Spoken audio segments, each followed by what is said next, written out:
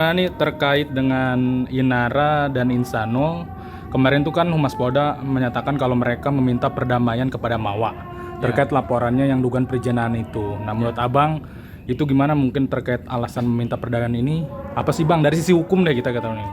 Ya, pada umumnya kasus perzinahan itu diselesaikan secara damai dengan cara apa? Dengan cara salah satu yang dianggap berzina itu meminta maaf kepada pasangannya atau pihak ketiga yang terkait meminta maaf kepada si pasangannya dari yang ini ya istri atau suami kan gitu. Jadi kuncinya semua minta maaf. Jadi tentunya kalau Inara maupun Insanul yang dalam hal ini dituduh sebagai pelaku perzinahan oleh si Mawa, istri yang sah ya, selaku korban, kalau mau mengajukan perdamaian, kata kuncinya adalah meminta maaf dan meminta berdamai. Jadi tentunya ketika diajukan proposal itu dari Inara dan Insanul kepada Mawa, itu isinya itu.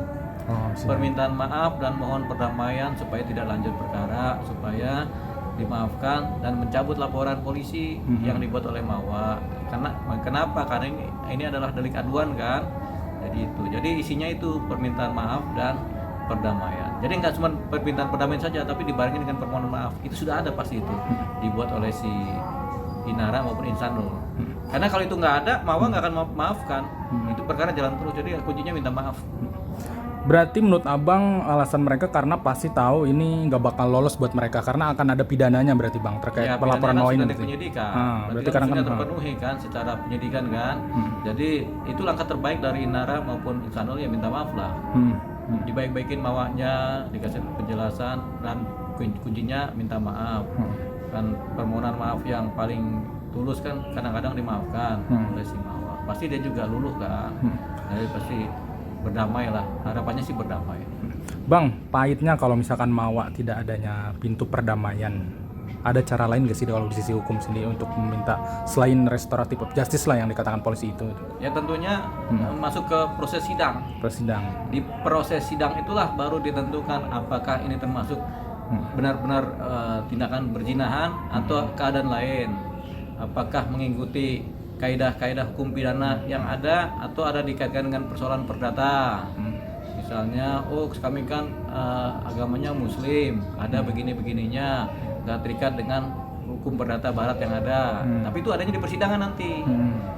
Proses pembelaannya adanya di persidangan, bukan di penyidikan. Gitu. Jadi kalau tidak ada permaafan dan perkara jalan terus sampai ke proses sidang. Sampai di persidangan itu ditentukan apakah terjadi perzinahan apa tidak. Apakah terjadi penghindaran dari ancaman hukuman, ancaman pidana apa tidak. Itu tergantung pembelaan dari pengacara.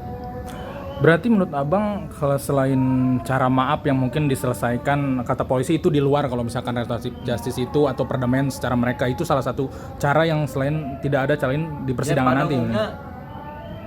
Posisi perkara perzinahan yang kita alami zaman dulu, di mana klien-klien kita melakukan itu, selesainya dengan perdamaian melalui mekanisme permintaan maaf terlebih dahulu dan dimaafkan, setelah itu islah, berdamai, cabut laporan gitu.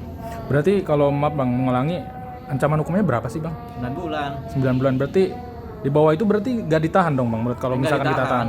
Makanya kan daripada berlarut-larut, kemudian biasanya kalau kasus seperti ini kalau jalan terus sampai ke persidangan akan dibarengi dengan gugatan cerai. Dari si pelaku kadang-kadang akhirnya menggugat cerai karena kan berarti kan tidak dimaafkan oleh pasangannya kan. Ya sudah cerai aja deh, akhirnya ada gugatan cerai secara Bang, ini kan salah statementnya, maaf potong Bang. Katanya kalau misalkan nikah siri itu tidak meloloskan di mereka dari ranah hukum. Berarti kan dari Inara yang dikabarkan katanya berspekulasi sendiri kabarnya meminta untuk nikah isbat. Ya tidak menggugurkan. Berarti tidak menggugurkan ya Bang berarti. Mau pakai ilmu apa aja enggak? Tapi kan mungkin orang berpikir itu secara undang-undang Bang. Mungkin minta izin kan istri pertama. Kan semuanya kan secara undang-undang.